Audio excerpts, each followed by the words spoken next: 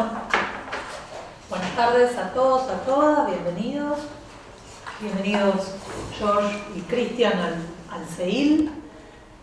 La verdad que una alegría poder organizar esta mesa redonda en este contexto y tener acá estos dos colegas, compañeros con los cuales venimos discutiendo, intercambiando, trabajando desde hace algún tiempo. Y la idea en organizar esta mesa redonda está vinculada con, bueno, el contexto, digamos, cómo tratar de pensar desde la antropología del trabajo, este contexto de transformaciones tan brutales, tremendas, rápidas o no, que estamos atravesando en el conjunto, digamos, de las relaciones sociales en distintas latitudes, de distintas maneras.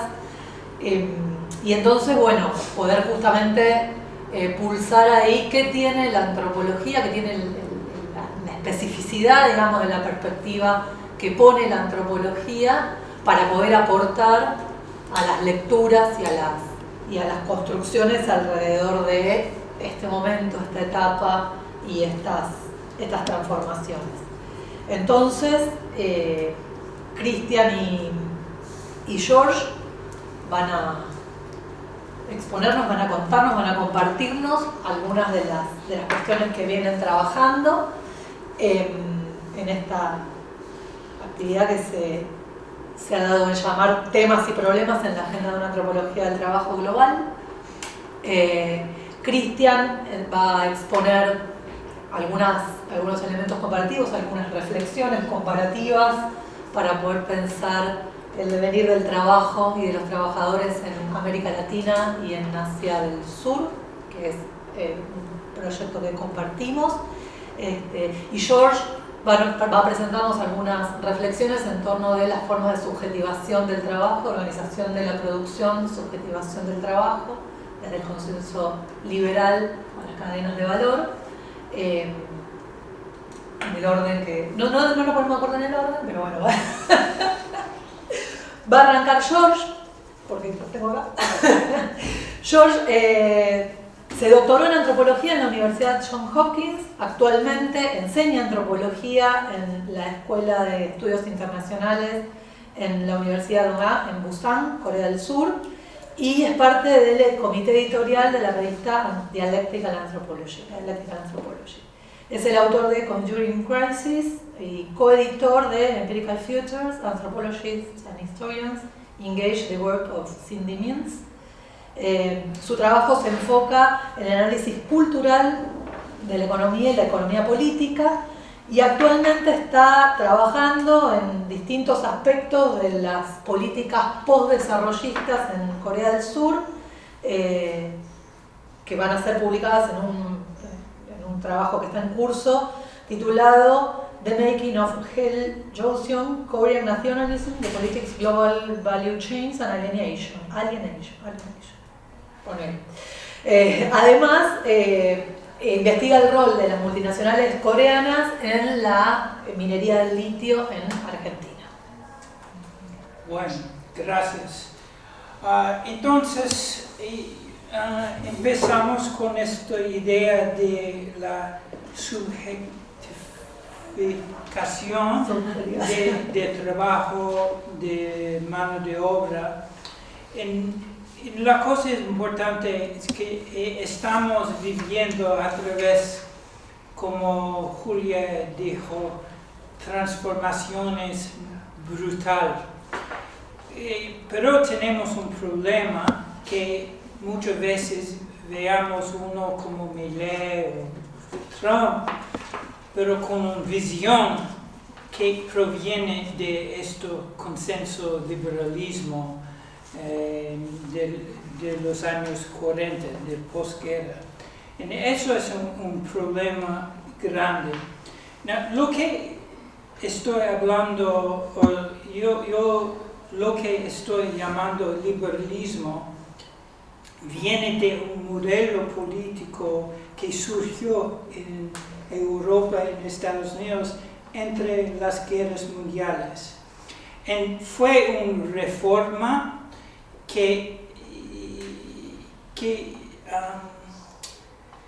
tal vez podría ser la verdadera neoliberalismo, porque era un liberalismo que expuso una crítica del capitalismo, pero encarnaba algunos de los problemas más profundos de la organización social de la economía.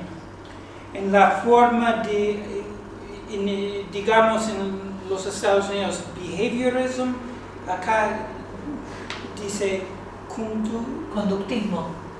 conductismo. Esta forma de social science subrayó el problema del liberalismo clásico en su metodología de los mercados. Los conductistas desarrollaban programas políticos en instituciones para integrar las clases obreras al Estado y también los mercados. Entonces, en este sentido de criticar la organización del capitalismo actual, deberíamos considerar las reformas del capitalismo durante la Segunda Guerra Mundial. En lugar de una victoria de la clase obrera, podríamos verlos como métodos para integrar a los trabajadores en procesos de subjetivación.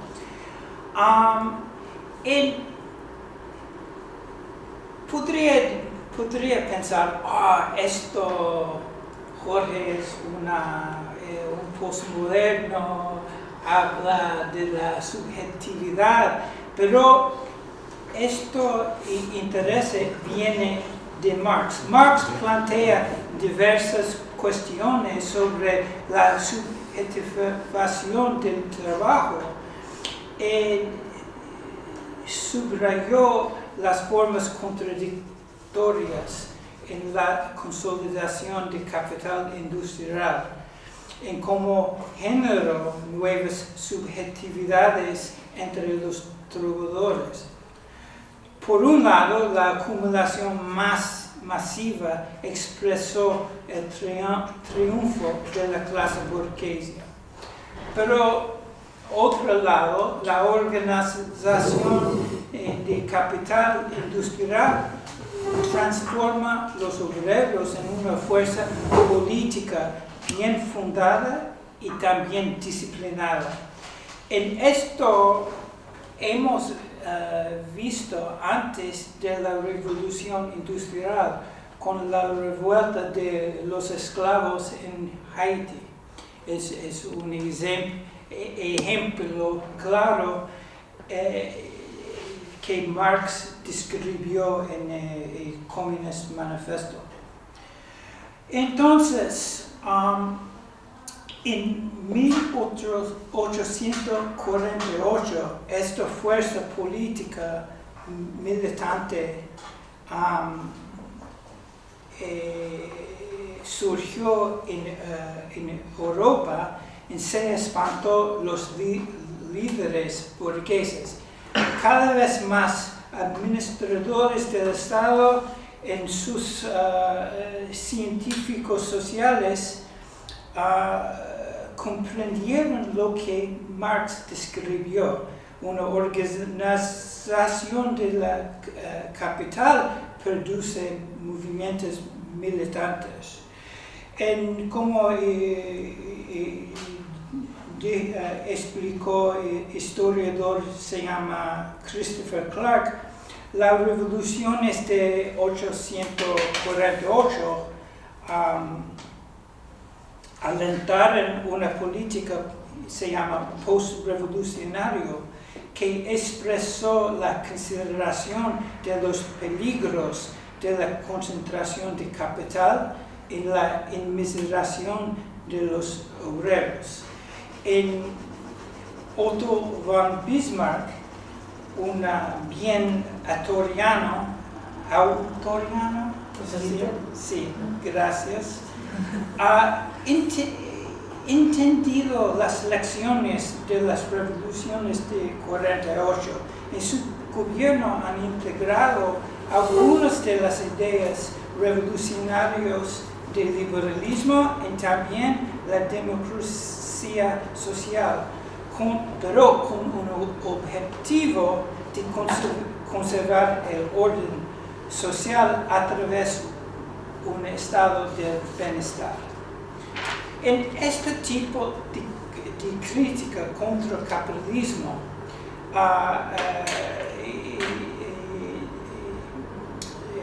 avanzó en los Estados Unidos a principios del siglo XX. En el campo de ciencia social, como Bismarck, enfrentaba las que yo digo las defectuosas políticas de liberalismo clásico. Es una mala organización de producción.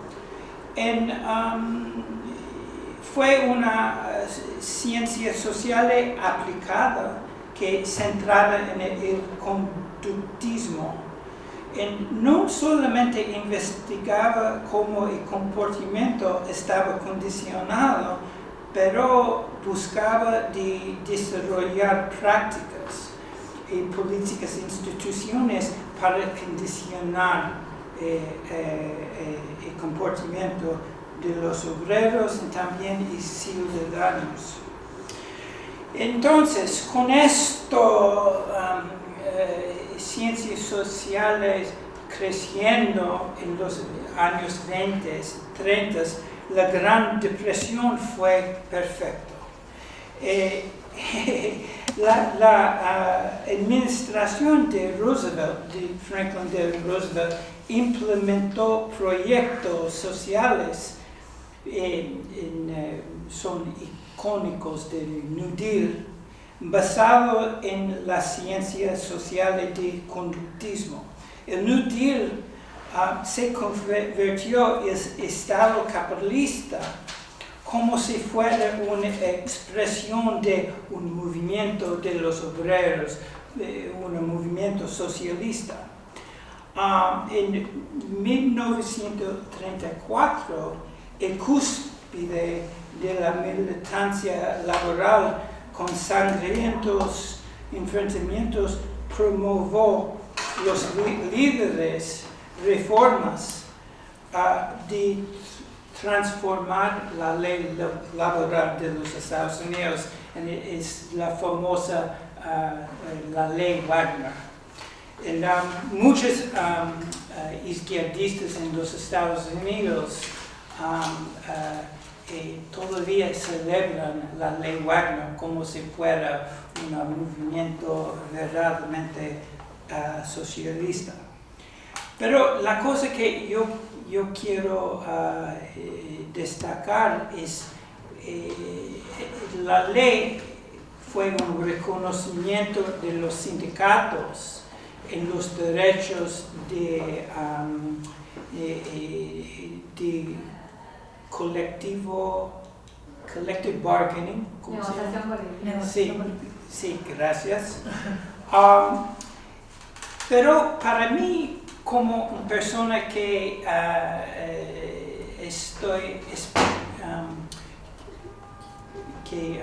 leí y fetichismo de mercancías, yo estaba pensando, esta integración fue una política de integrar los obreros como un motor del mercado, un motor de inversión y producción. Y claramente John Maynard Keynes fue un liberal muy interesante porque él entendía que los obreros tienen un poder sobre su poder laboral, un poder del mercado. Y él concibió este poder como la demanda agregada. Entonces, acá podríamos ver como inútil estado de bienestar como un motor masivo de este fetichismo de las mercancías. Y después tenía muchas ideas de las ciencias sociales en los Estados Unidos, como tenemos una sociedad de afluencia, los obreros compran casas, tienen coches, de todo. Pero eso fue una política que atrasó completamente la militancia del movimiento laboral. Bueno, entonces podremos ver a dónde estoy caminando. Es difícil ahora en Argentina como ley en su política, porque ahora estas transformaciones brutales podría decir, necesitamos un estado de bienestar, necesitamos una aumentación de los salarios. Bueno, es obvio que ahora este sistema de capitalismo monopolista basado en reformas laborales, el punto para mí es que este crecimiento de capitalismo industrial grande de los Estados Unidos está basado en esta reforma laboral. Eso es porque ahora tenemos esta crítica de neoliberalismo y habla como los dos están enfrentados. Entonces, no quiero hablar mucho de neoliberalismo porque ya hemos recibido, ¿cómo se dice?, catequismo de David Harvey, y Dominique Levy, y Duménil en esto. El problema es que ellos saben la crítica del estado de bienestar de posguerra, pero su teoría necesitaba el mito de ¿cómo se dice?, el Golden Age of capitalism. No quiero hablar mucho de esto porque ya hemos recibido este catequismo. ¿Se dice así? ¿Catequismo? Sí. Lo siento, puede ser una crítica injusta, pero sí, pero la cosa que es importante es durante los años 80 hay dos cosas. Hay una reorganización del capitalismo en una forma global con estas cadenas de valor. Y hay un neoliberalismo. Para mí, neoliberalismo es una discusión sectariana contra keynesianismo. Keynes es un libro y los neoliberales son... Entonces es una discusión entre ellos. Bueno, en lugar de David Harvey, de Duménil, de Levy, yo no quiero decir que hay una restauración de la clase capitalista. Para mí, la restauración de la clase capitalista fue durante los años 40 con Keynes. Eso fue la restauración. Entonces, con neoliberalismo podremos ver una evolución del capitalismo, cómo funciona. Un ejemplo muy claro de esta reorganización fue cómo cambió el Banco Mundial.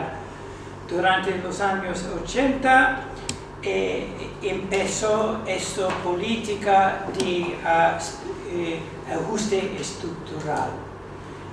Fue un desastre. La gente en América Latina sufrió mucho, pero el problema no fue que la gente pobre sufrió. Eso no está bien. El problema es que capital financiero sufrió. Eso es el problema en la misma situación durante los años 40. Cuando hay un sufrimiento de capital, ahora necesitamos una reforma. Entonces, en los años 90, tenía un cambiamiento dentro del Banco Mundial. Un forma fue el economista Joseph Stiglitz. Joseph Stiglitz es una persona comprometida de capitalismo globalista. Pero él entendió que el consenso de Washington fue muy mal. Ha creado una situación muy inestable. Entonces, él desarrolló un argumento que se llama Post-Washington Consensus. En este Post-Washington Consensus entendía que necesitamos algunas reformas. Él tenía mucha inspiración por Keynes. La segunda cosa es, en 1995 tuvo un nuevo presidente del Banco Mundial, se llama James Wolfensohn. James Wolfensohn tenía una idea muy parecida, que deberíamos cambiar el banco de una reacción del desastre de ajuste estructural. Durante sus 10 años como presidente, él tenía una reforma social muy larga. Usaba un vocabulario como justicia social, empowerment, participación, y también una crítica de género. Una cosa muy importante o interesante durante esta reforma de la Banca Mundial tenía una sección de antropólogos dentro del Banco Mundial. Hay dos que son muy destacados, lo siento. Destacados, uno se llama Scott Guggenheim y otro se llama Ashraf Ghani. Son los dos más celebrados estudiantes de Eric Wolf. Eric Wolf, el gran marxista. Es interesante. Los estudiantes, los dos son muy inteligentes. Su trabajo fue bien complicado. Yo aprendí mucho de esta reforma a través de charlas con Scott Guggenheim. Scott Guggenheim es un liberal social de los Estados Unidos y tenía una idea de transformar la banca mundial en una forma de ayudar a la gente de la calle. Bueno, pero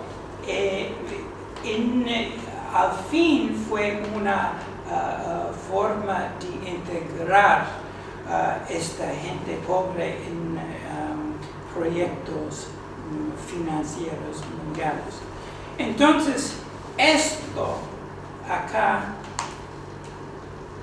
llegamos 2001 en Argentina con esta crisis, con el gran surgimiento de Kirchner. En los Estados Unidos, durante ese tiempo, tuvimos mucho esperanza. ¡Wow! Hay una radical en Argentina, muy buena. Pero la cosa es que es muy interesante, es su argumento o su discusión contra el neoliberalismo fue el mismo de Banco Mundial. Entonces, esto da mucho, sostiene el argumento de tu amigo Alberto Bonet, que esta crisis de capitalismo en Argentina realmente fue una restauración, como dijiste tú en tu artículo que leí ayer. Entonces yo quiero dejar acá. Con el Banco Mundial se usa esta reforma de capitalismo, de entender cómo la política de Kirchner usaba esta crítica, pero para restaurar este capitalismo, pero no un capitalismo industrial, un capitalismo de agropecuario y también minero. Basta. Disculpa mi español. No, está bien. Es lo que pasa. Lo que pasa. Bien, bueno, ahora vamos a escuchar a Christian Strampel. Christian es investigador asociado en el Foro para Estudios de Asia del Sur en la Fundación Max Weber en India. Bueno, tiene un amplio recorrido etnográfico investigando trabajadores etnográficos, trabajadores siderúrgicos en India y trabajadores textiles en Bangladesh. Ha publicado la monografía Steel Town Adivasis, Industria y Desigualdad en el Este de la India, y ha editado varios volúmenes, entre ellos Perspectivas etnográficas sobre el desarrollo desigual y combinado, y publicó también en varias revistas académicas y en otras compilaciones. Su trabajo más reciente es Entre los talleres de confección y las fábricas tayloristas, tribulaciones de trabajadores de la confección en Bangladesh desde los 70 hasta los 80, junto con Hassan Ashraf, que va a salir editado en el volumen que compilan Hernán Palermo y Lore Capogrossi sobre las periferias del trabajo. Bueno, estamos trabajando juntos en un volumen editado, pero ese era el chiste. Lo incluiste acá en la bio, pero era chivo. Sí, Era chivo. Sí, antes que nada me gustaría dar las gracias a Julia por la invitación a participar en esa mesa redonda. Me siento honrado de dar una charla a vosotros y tengo que pedir disculpas por el nivel muy básico de mi español y espero que sea más o menos comprensible lo que voy a decir. Lo que voy a presentar se basa en una introducción. Julia y yo actualmente hemos escrito recién en preparación a un proyecto comparativo. Y sí, voy a hacer un sumario, resumen de ese nuestro texto y finalizo con algunas conclusiones muy abiertas entre las industrias de confección en Bangladesh, donde he trabajado un par de años, y en Colombia. Y sí, justamente ahora he venido de Colombia de un proyecto de mis primeros estudios de campo explorativo. Así, la antropología del trabajo, Casimir y Hill recientemente argumentan, ofrece un sólido argumento para explorar la red de conexiones que configura el trabajo bajo el capitalismo, destacando al mismo tiempo la desigualdad entre las diferentes formaciones en las que se ubica, se subordina y lucha el trabajo, y la combinación de estas.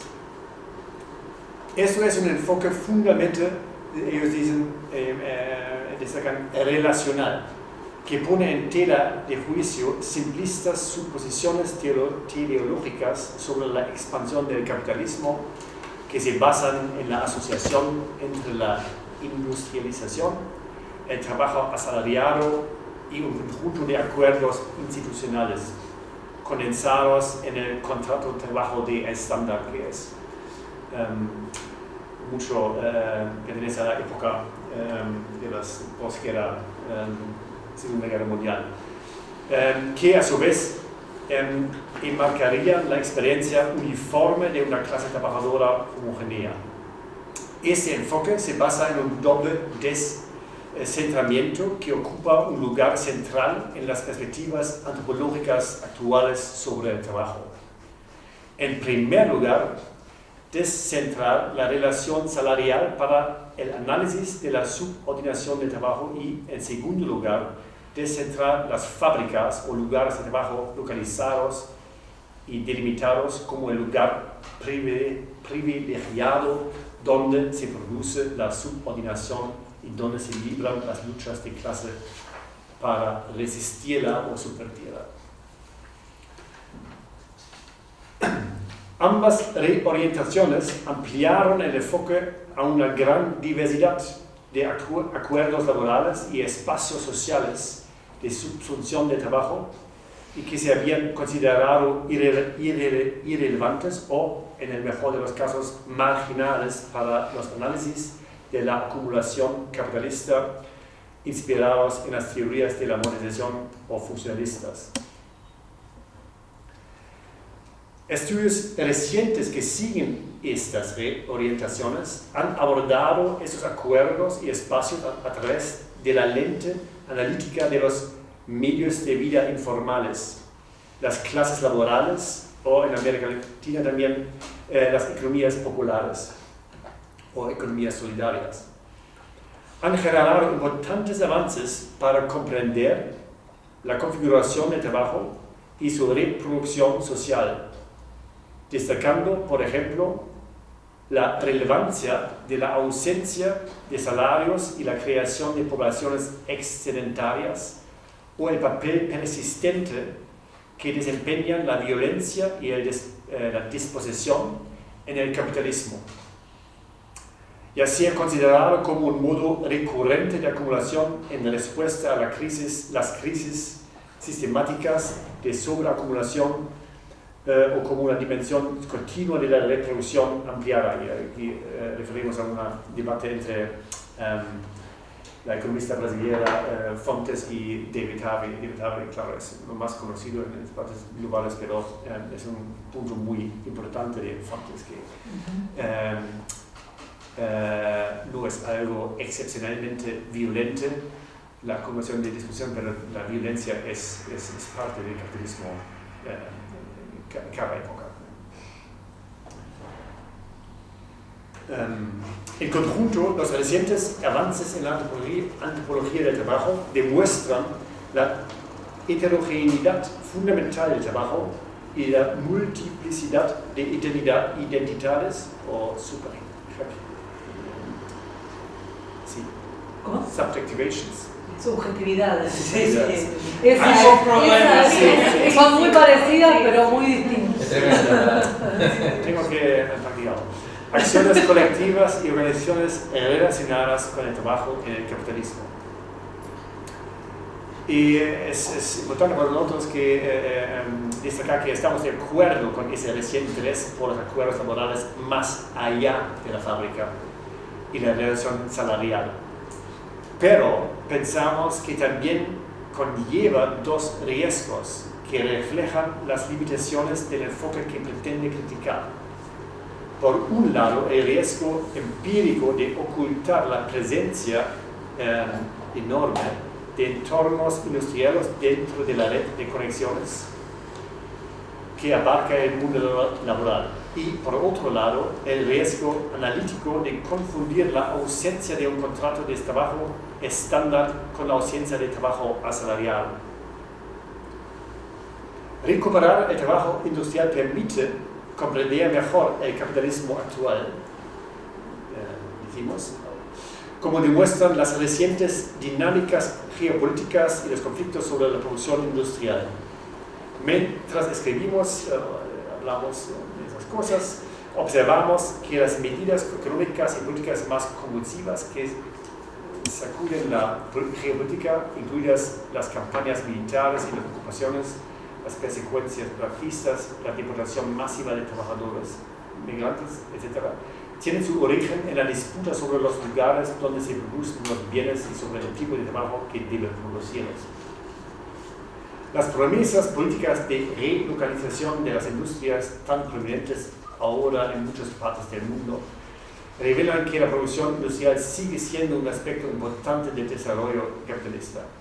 Además, las acciones colectivas a gran escala de trabajadores en distintas partes del mundo, como las manifestaciones por el salario mínimo en Bangladesh en 2023, o en otras partes en Brasil en 2016, nos ocurre que los trabajadores industriales asalariados siguen siendo agentes sociales colectivos muy relevantes. Siguiendo a Kazimierz Hill, sostenemos que la atención analítica al trabajo industrial debe fundarse en un enfoque que cuestione los entendimientos predominantes basados en un mapa mental de clases anticuado, cuyo epítome es el trabajador fordista, normalmente hombre industrial y blanco, el cuidadano sindicalizado y miembro o votante de un partido obrero, y las relaciones laborales protegidas por convenios colectivos, seguridad social y prestaciones de jubilación. Este mapa está enraizado en supuestos teleológicos, teóricos y políticos duraderos sobre el desarrollo capitalista, según los cuales la producción industrial produce inevitablemente sociedades industriales homogéneas, compuestas por un conjunto de grupos sociales uniformes con intereses uniformes y conflictivos. Se basa en la falacia de reducir la realidad vivida del capitalismo a su dinámica de abstracción, que hace que todos los lugares sean intercambiables entre sí y, por lo tanto, similares. Y esta crítica, decimos, se asemeja al argumento de Dipesh Chakravarti, famoso historiador de India, ahora en Chicago, algunas décadas, contra lo que él llama la historia una, la historia analítica que opera con conceptos universales como el trabajo abstracto y que concibe todo lo que no se subsume plenamente en ella como restos remitentes de etapas de desarrollo anteriores que inexorablemente van a dar paso al capitalismo real. Sin embargo, esos restos permanecen porque están dialécticamente relacionados con la historia 1 como historia 2, como dice Chakravarti. La historia del trabajo vivo o real que lucha contra violenta abstracción del trabajo por parte del capitalismo. Una historia que no se alinea automáticamente con la lógica de la reproducción del capital, pero que tampoco queda fuera de ella y que de vez en cuando interrumpe el impulso totalizador de la primera historia 1. Esta dicotomía y otras similares, por ejemplo, Arturo Escobar y también trabaja con esos gran esquemas de confrontar dos distintos tipos de ser, de sociedad, de ontología, epistemología. se suele utilizar para trazar la diferencia epistemológica y ontológica entre el occidente y el resto, el norte y el sur globales, el trabajo industrial remunerado frente al trabajo reproductivo no remunerado. Esta dicotomización acaba esencializando, tiene el riesgo de esencializar regiones, culturas y categorías de trabajadores y homogeneizando las diferencias entre ellos. Un enfoque epistemológico clásico y criticado de la antropología. Como resultado, las complejas historias, decimos, de conexiones y desconexiones, contradicciones, disputas y complicidades entre y dentro de las regiones del mundo se aplanan o se borran. Por el contrario, el enfoque relacional, como ha argumentado Kazimierz, nos permite cuestionar las reconfiguraciones de trabajo industrial dentro de la red de conexiones entre el trabajo asalariado y no asalariado, formal e informal, en fábricas, familias o hogares, así como las luchas de los trabajadores contra la explotación y la opresión. En resumen, nuestro enfoque de trabajo industrial gira en torno a la dinámica entrelazada de homogeneización y diferenciación que lo conforma.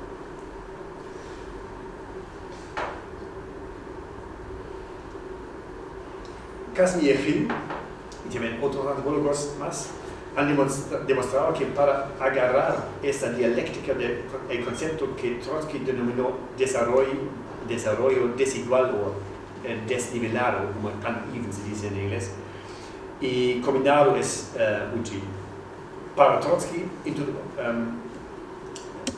introdujo desarrollo desigual y combinado para destacar el hecho histórico-social fundamental de que sociedades específicas se constituyen en interacción con otras sociedades o formaciones sociales constituidas de manera diferente y de que el capitalismo prospera gracias a esa dinámica.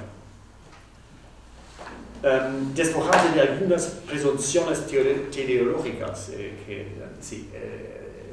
están presentes en el modelo de Trotsky, ese concepto nos ayuda a dar sentido a la relacionalidad que produce los paisajes desiguales o desnivelados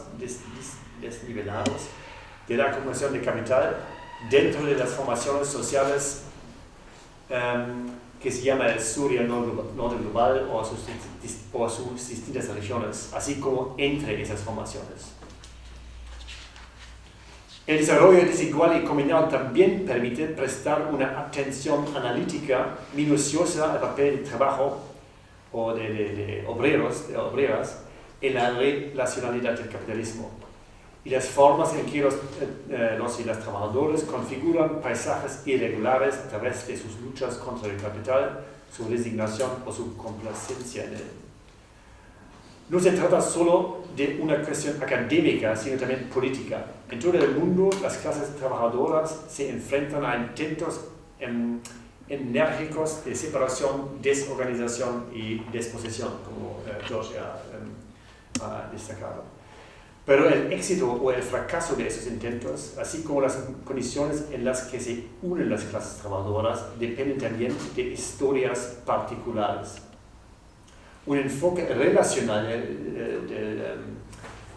del trabajo industrial o de obreros industriales que se basa tanto en un sentido etnográfico clásico de los detalles de las configuraciones socioculturales y político-económicas como en los procesos generales de un capitalismo desigual o desnivelado y combinado, es particularmente adecuado para comprender las especificidades regionales e históricas sin convertirlas en particularidades inconmensurables, que también es un especialismo de la antropología de siempre decir que ese lugar es tan especial, es inconmensurable con ese lugar, y especialmente para antropólogos que trabajan sobre la India, siempre India es el otro que no funciona con ninguna teoría social. Sí, y pensamos que usando esa reformulación del concepto trotskista de desarrollo desigual, desequilibrado y combinado, sea un buen tool, ¿cómo se llama? Una buena herramienta. Para hacer las cosas conmensurables o poner en una manera comparativa y para situarlas en una perspectiva comparativa. Por lo tanto, este concepto nos parece particularmente útil por la comparación que Julia y yo estamos desarrollando después de tiempo entre formaciones de clases trabajadoras y sus consecuencias políticas en industrias ubicadas en Asia del Sur y América Latina.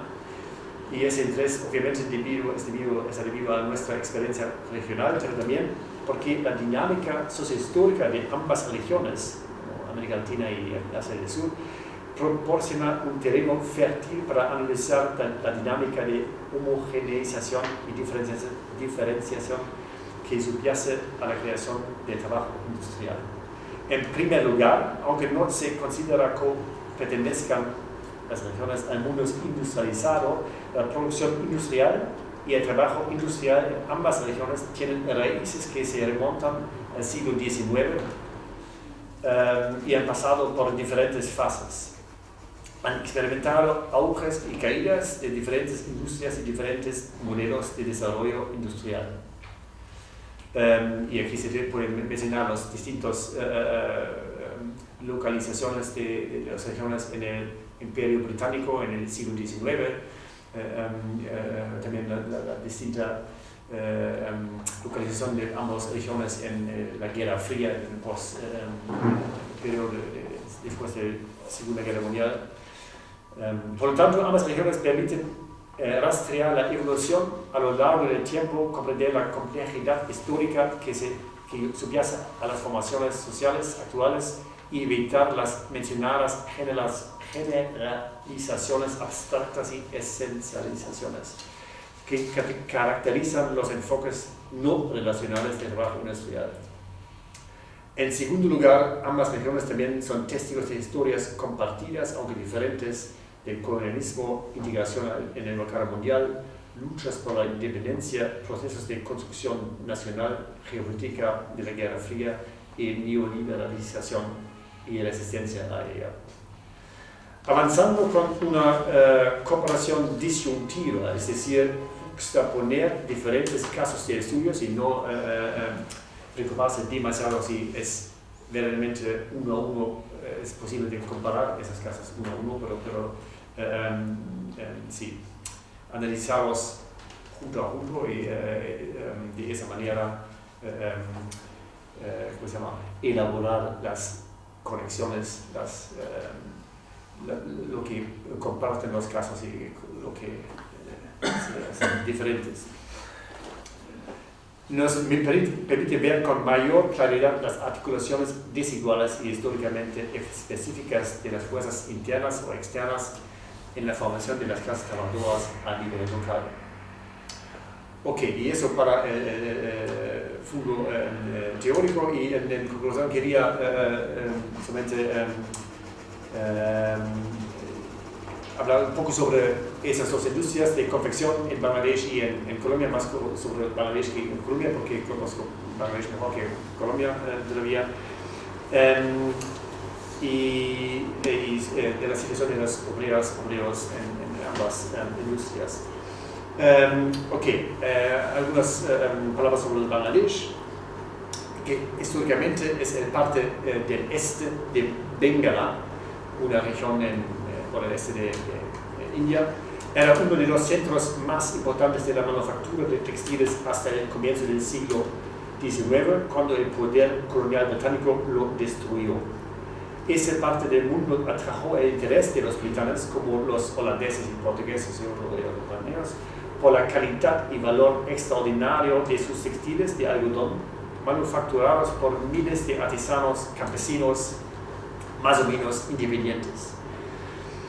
Y que los europeos, esos textiles, quisieron adquirir para cambiarlos por las especias de Malasia. de Malasia no han aceptado como para cambio oro que han sacado de América Latina, querían esos textiles y por eso los europeos se fueron a Bangla para acudir a esos textiles.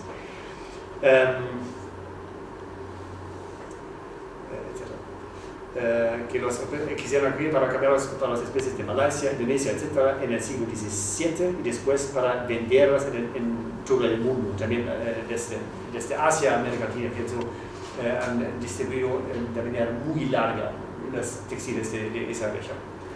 En el siglo XIX los británicos pudieron producir hilos y textiles de suficiente alta calidad y mucho más barato en sus nuevas fábricas en Lancaster, así que millones de artesanos en Bengala y otras partes de India y del mundo perdieron sus mercados y modo de existencia. Sí, pienso que Marx también está en capítulo 24 referenciado a un administrador británico en India que se están blanqueando, los llanos de India se están blanqueando por los huesos de los la gente que producen tela, ¿cómo se llama? Artesanos. Sí, los artesanos. Ah, sí, artesanos. Sí, artesanos, the weavers. Sí. Porque han muerto muchos de esos porque sí, han perdido todo su modo de existencia.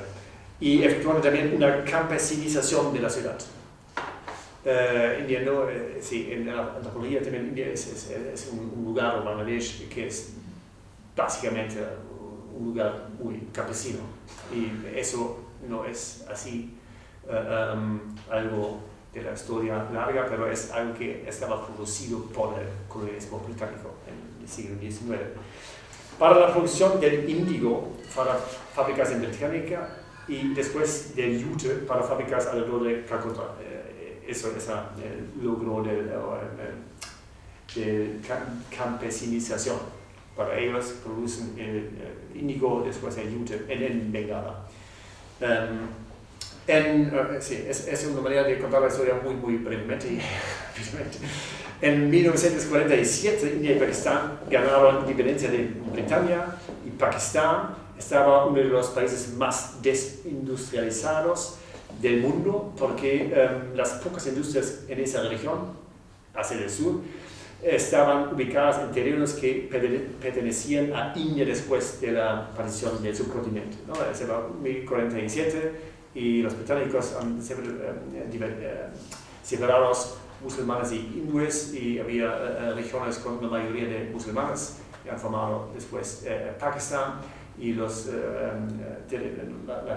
regiones con la mayoría de la gente de la región hindú han formado India.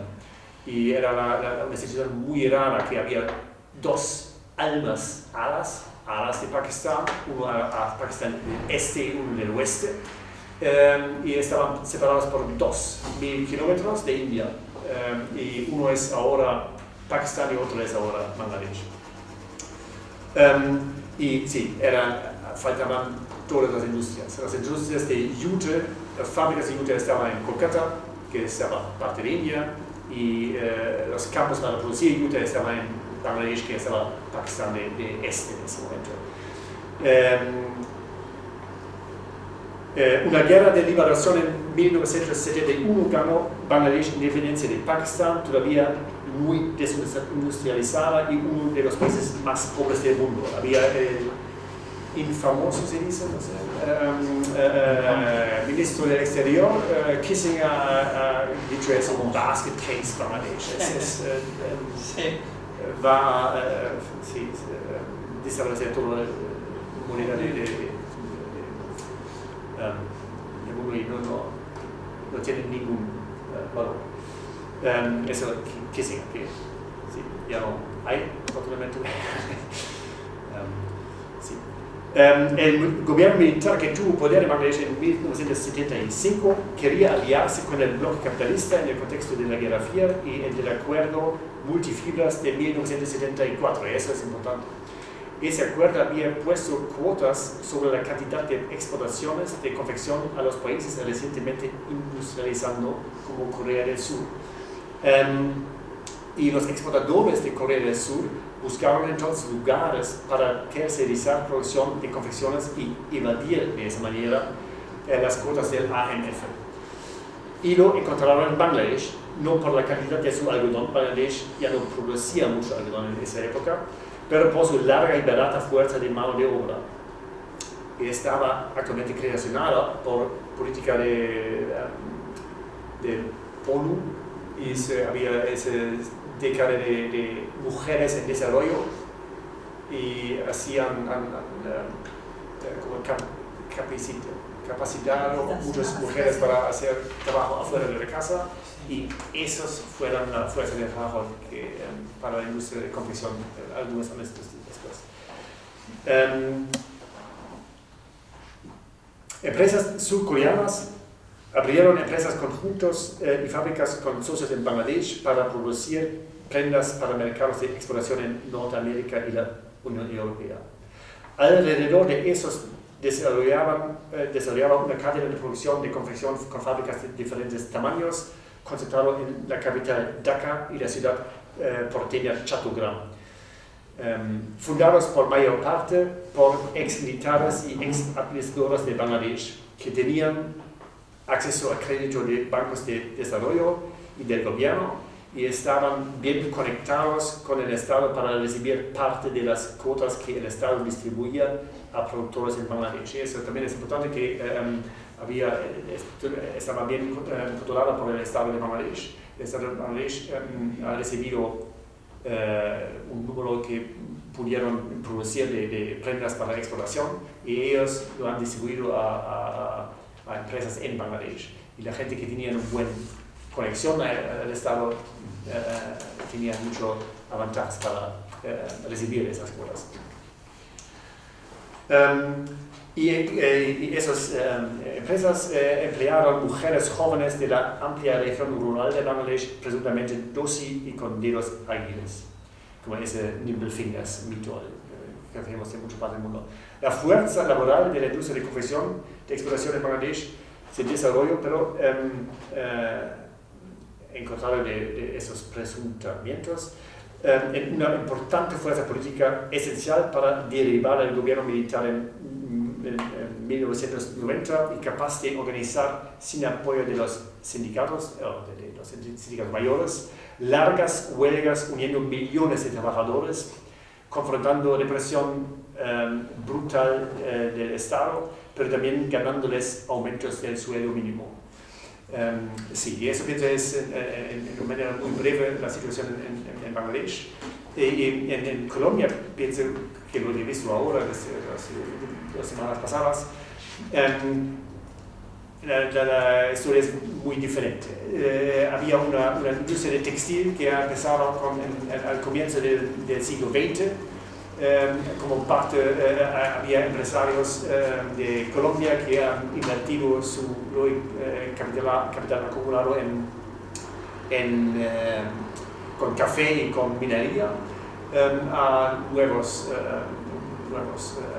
productos, y había esa industria de textil estaba bien protegida por una política de sustitución de importaciones.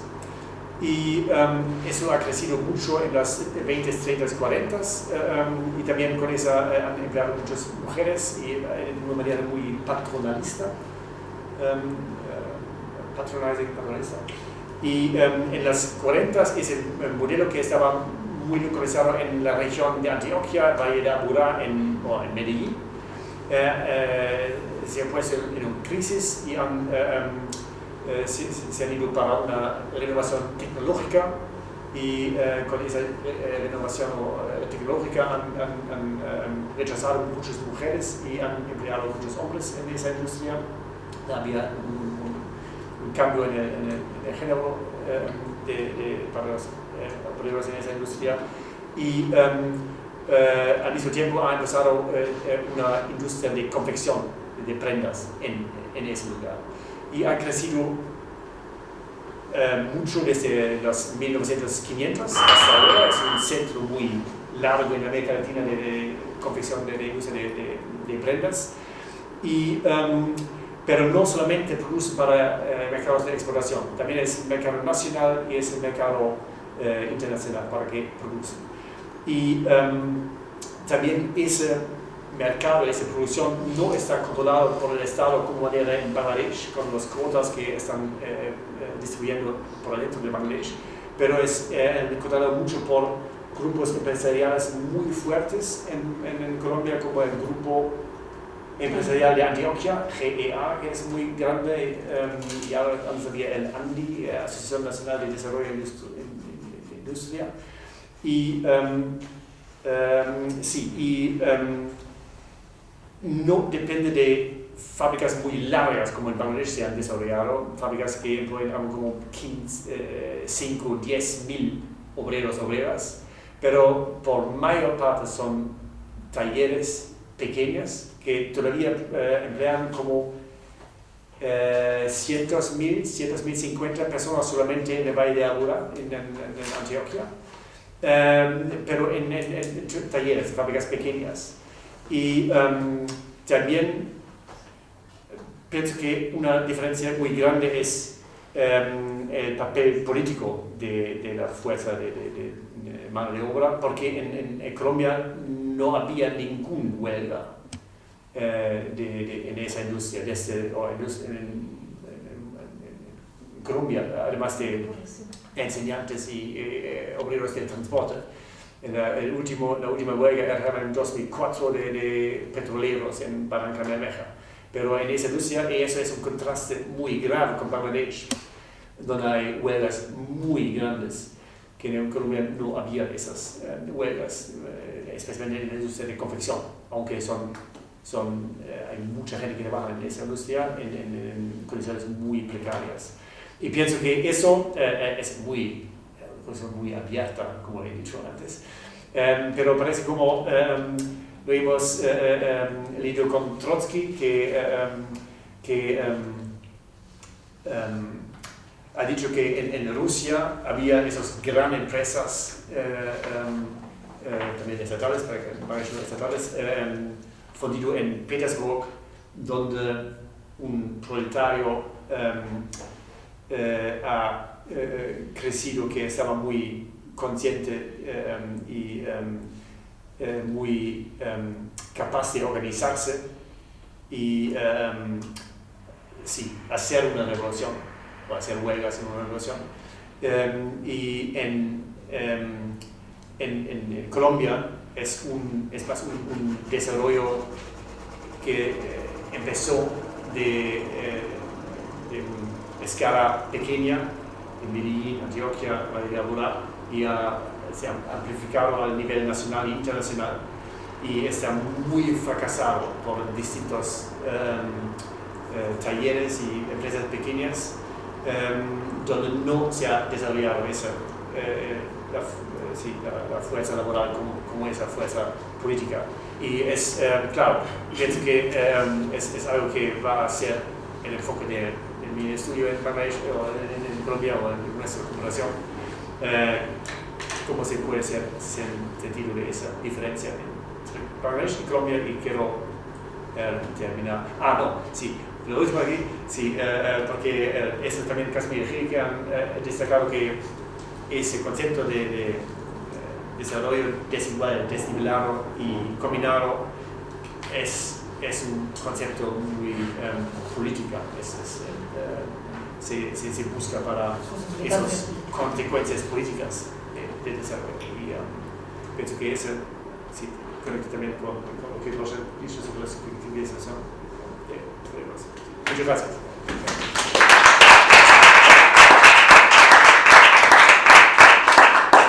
Bueno, muchas gracias a los dos. Gracias por hablar en castellano.